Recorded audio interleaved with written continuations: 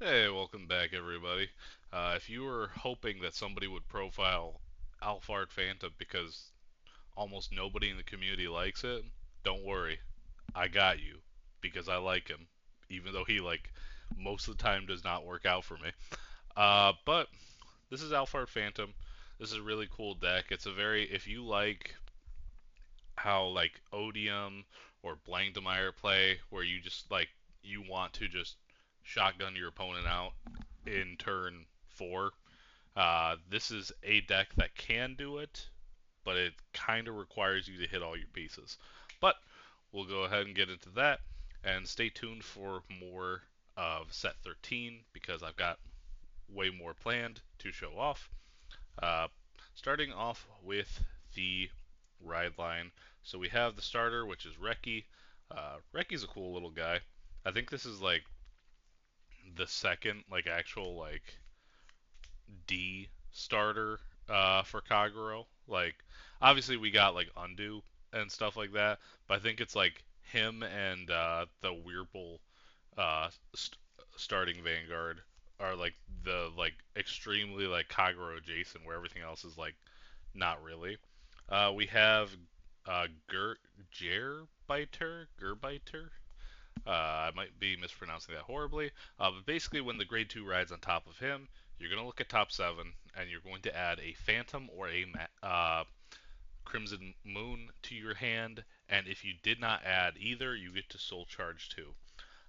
So the really nice thing about that is that helps you get either of your combo pieces, which is your Persona ride or your moons, but it could also grab you things like the Phantom Cycle.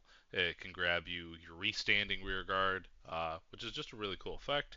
Then we have Blajet. Now Blajet is a really interesting one where I think it's the first of the D series, I want to say. It deals you a damage face down, and then, well, sorry, it doesn't deal you damage. You take a damage and put it face down. So you will not activate any trigger effects. And then end of turn, you get to take one of your damage and put it into your hand, which is really cool. And it meshes with Alphard Phantom, who gets power off of his damage. So this guy, he has two abilities, which is you can Soul Blast 2 to retire one of your opponent's rear guards, and Alphard gains plus 3,000 for each card in your damage zone. So at max, he's gaining 15, which is kind of nice. Uh, and if you did not retire one of your opponent's rear guards, they have to discard a card, which is also really nice. Get more often than not, I'd rather them discard a card just to get some defense out of their hand. But retiring rear guards is also pretty good too. And his Phantom skill.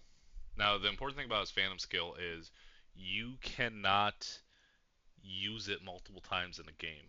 So, like the last profile, Zorga, you can do every turn. You just do one moon at a time. Blankdemeyer Phantom, you do twice a game because you're going to get rid of two moons at a time. Magnolia Phantom, you could do like technically four times, but you could do three times too, like two times. This is he is locked to only doing one Phantom skill a game, which is when you bind if you bind one moon, or sorry, you can bind up to four moons for this. So you bind one moon and he gets a crit. But if you bound all four, he gets 10k, a crit, and a drive check, which sounds pretty good. But if you Persona Road, your opponent can't use Sentinels for this battle. So basically, if you hit all four of the moons and you hit Persona Ride, you are kind of just hand checking your opponent and being like, "Hey, do you have enough cards to block this?" Um, so it's a really fun. It's really fun. You get to play the hand check game with your opponent, which I'm always a fan of doing. Going on to the main deck, we have three copies, or should I say four copies of Persona, because we're playing the Cup. So here's the thing: if you do not hit your Persona ride, hitting all four moons is kind of worthless. Like, to be honest, because your opponent's just gonna perfect guard it, and you're just gonna sit there and look at them really awkwardly. So we have to have the extra copy of Persona Ride in there just to guarantee that we are hitting it, and of course we have 4 copies of the moon to go with it. Now the moon, if you didn't watch the last profile, the moon is if you have a Phantom Vanguard, look at top 5 and either add a moon or a or call a card from your deck from those top 5 that's equal to your Vanguard's grade or less. And if you did not get to add one, you get or add a card or play a card, you draw a card, which is really nice. And then it can't be removed by your opponent's shenanigans, basically. So only Phantom skills can move it to the bind zone, and then once it's there, it stays there. You can't get rid of them. None of that. One of the important things I'll say, and I said in the Zorgo profile, if you guys do not want to spend money on this version of the moon, just pick up the rare. It does the same thing, except you don't draw if you do not hit a card, which is perfectly fine. I have it in this deck because I pulled it. That's the only reason I'm playing. But you do have to play 4 moons in this deck. It's very important. And then the last bit of the uh, grade 3 section is Recurrence Dragon. I'm playing 3 copies. So this card is actually like really good, and you'll see why in a little bit. But it gets 10k shield and intercept if you're on a Phantom Vanguard, which is early game 10k shield is really nice. But also when your opponent's rearguard is retired by your Vanguard's effect, you can Energy Blast 3 to put a card from drop into Soul. So in other words, you're only playing Soul Blast 1 to retire something, and then he'll call himself back from drop zone and give himself 3k for each card in your damage. So once again, if you're at 5 damage, that's plus 15, which is really nice.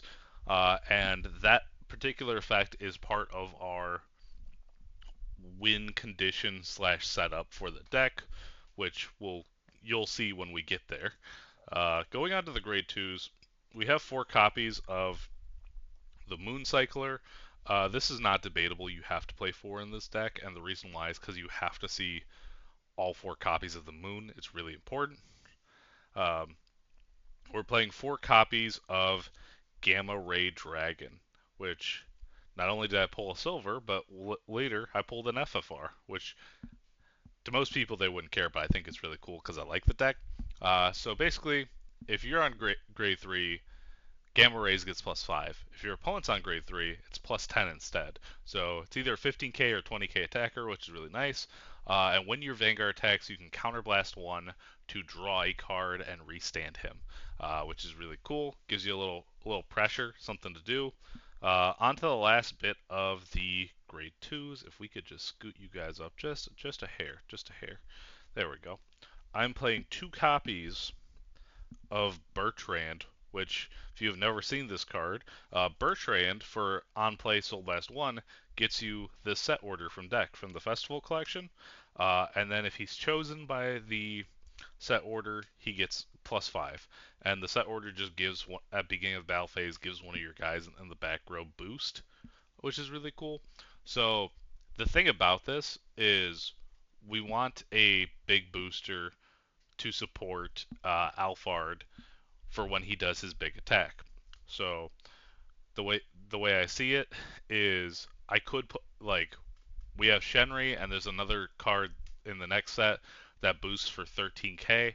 It's cute, but 13 is not really a big number that we're looking for. Whereas this sets us up with a 15k booster if we want one, sets us up with a 20k booster if we want one, or it sets us up with a 28k booster if we have all of the extra damage. So basically, if you're at 5 damage and you've got the set order and you've got this in your drop zone, like you have, what is that? With Persona Ride, that's like a 66 by itself, and then if you Phantom skill, it gets even bigger. Like, that is the kind of main goal of the deck. And I am playing 2 copies of Ford and Revoltus. So We're not playing Latifa in this deck. I know like a lot of people like you gotta play Latifa because Latifa makes the most sense. Latifa burns soul, and most of the time you're not really getting what you want off of it. Whereas this keeps your soul about even and lets you get back cards like Shenri, which is really cool. So you can just repeatedly use Shenri. So that is why I'm playing him over that. And that is it for the grade 2 counts. I feel to me it feels very like straightforward. Like this list is pretty cookie cutter, I think, but it is a very important it is very important to note like you don't have to play the grade 2 and this if you don't want to, but I feel like you're just missing out on a lot of extra power and actually making the attacks unguardable for your opponent. Uh, Moving on to grade 1s, of course we're playing 4 copies of Shenri, because if we're going to play a normal order every turn, so we can draw cards and we get soul back, which is really important. We have 1 copy of Dragritter Espici. Now, this guy is worse Shenri. But he has his own little niche. So if you're restanding something in a column, he is also restanding with it. Uh, so you'll have, if you swing for 15 with gamma rays, normally, you could instead just boost for 23, and then when gamma rays restands, he'll restand with it. So you have 2 attacks of 23, which is nice. It's not the greatest, but it is nice. And his Shenri effect doesn't require you to play in order. It requires you to be at 3 or more damage, which a lot of the times you're not going to be at 3 or more damage. Like, the, you'll randomly heal out of it off of like just like if you're at 2 damage and you use the ride deck grade 2 to deal yourself with damage, at least my luck has been I'll just heal so I'm not getting the draw off of him, so he just kind of sits on board. It's not exactly what I want because I do want to be prioritizing like digging through my deck and drawing cards. So only 1 of him because I just don't think he's that important. But if you wanted to add more copies of him, maybe you could cut this, but I don't even think that's worth it. And lastly, we have 4 perfect guards. We like perfect guards in this household. We like not dying to my opponents like blowing smoke at us, right? And the trigger count, we have the green OT. So here's the thing. Uh, there are different interactions with the Phantom skill and this deck.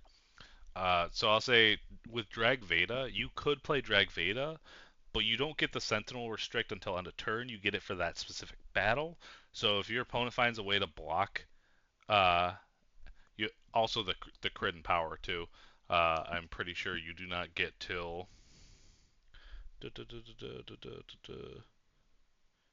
Yeah, you just get it for the battle. So like, you if you drag Veda on a Phantom skill turn, it's really not that impressive. Like it's like, oh, I get an extra Vanguard attack, and that's it. So I don't particularly care for Drag Veda in this deck.